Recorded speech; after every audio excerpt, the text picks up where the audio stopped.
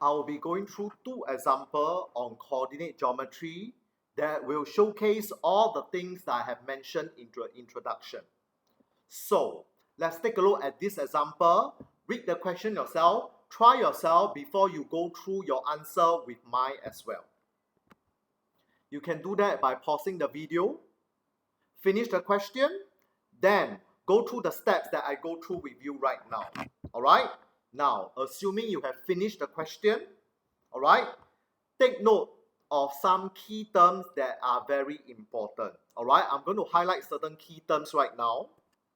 Even if you don't highlight, you can see in the figure. Alright, so what are some of the key terms? First thing, I see that B lies on the x-axis. As a good practice, since it lies on the x-axis will always be y is equal to 0. Very important. Alright, next, the diagonal BD bisect AC. Alright, the word bisect, alright, has the same meaning as cut into two equal halves. Alright, you can see that they already put it there. Two equal halves, meaning the length of CM and AM are the same. What else? Okay, right angle. You see the word right angles. Alright, meaning it's perpendicular, and you can see in the diagram as well. Okay, if it's in the diagram, fantastic. If it's not on the diagram, you will have to indicate yourself. Okay, now that I have labeled some of the key information inside, I'm ready to begin.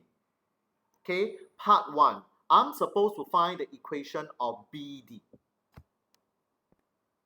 As mentioned in the introduction, if I want to find the equation of BD, which is a straight line, let me write down first.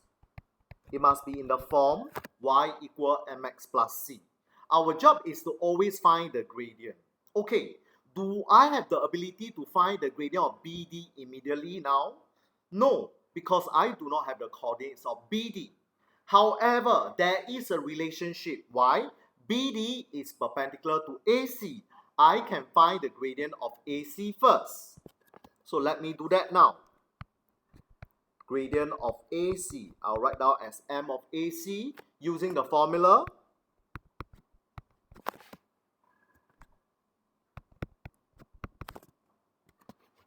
I'll get the gradient to be negative 2/5 for AC. However, what I want is the gradient of BD. Alright, so remember, if I want the gradient of BD, since the two lines are perpendicular, it means I can make use of the product of the two lines being equal to -1 or the negative reciprocal. Alright, so m of BD will be the negative reciprocal of the gradient of AC, which in this case, you will get 5/2 or 2.5. So I have found the gradient of BD. Let me write it down.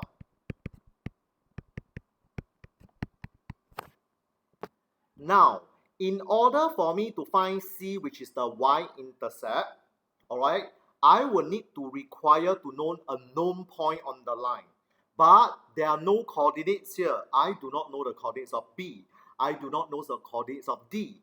But remember to make use of all the important information. Okay? Remember, BD bisect AC at M.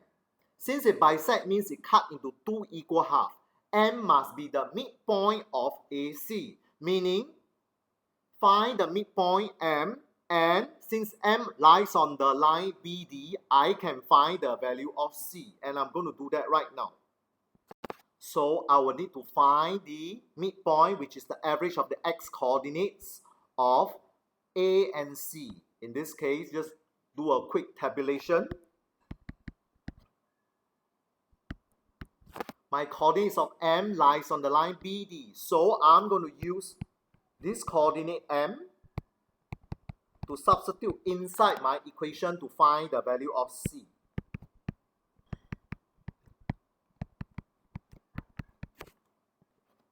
So I managed to find my value of C to be -6 3/4. I'm going to put it back. So for good practice, alright, I'm just going to label BD, so I know that this particular line is for the line BD. Next, going back to part 2, we have just found BD.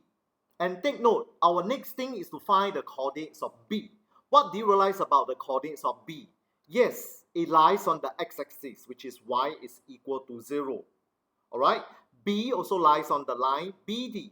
So using the concept of simultaneous equation, B lies on BD, B also lies on the x-axis. I'm going to use simultaneous equation right now. So in part 2, as we have seen, alright, it lies on the x-axis. What's the x-axis? Y is equal to 0. Alright, it also lies on the line BD. That's the second equation. So I'm going to solve for simultaneous equation. Substitute 1 into 2. Alright, so 2.5x minus 6 3/4 will give us 0. Our job is just to find the value of x. So in this case, I'm able to write out my coordinates for B.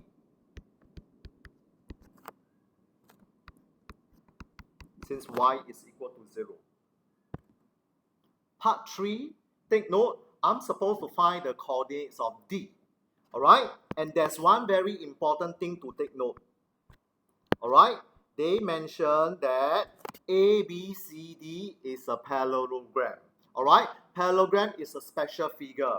Remember, I've mentioned if you want to find unknown point, whenever there is a special figure such as the square, rectangle, parallelogram or rhombus, I can make use of midpoint theorem.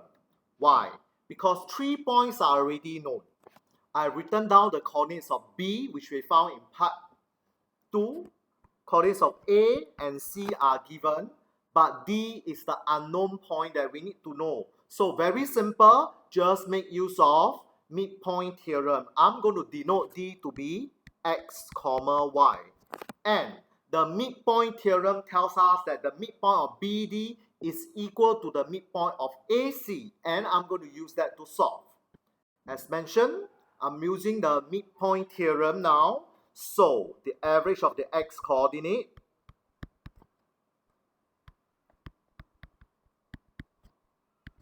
and the average of the y coordinates, alright, will be the same as that of the other 2 points as well for AC.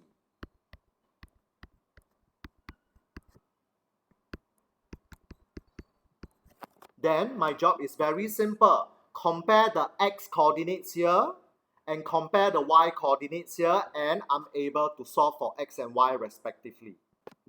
So I'll just compare the numerator, because since it's all divisible by 2, I'll ignore the denominator and compare the x and y coordinates accordingly and solve. There you have it. My coordinates of D is found.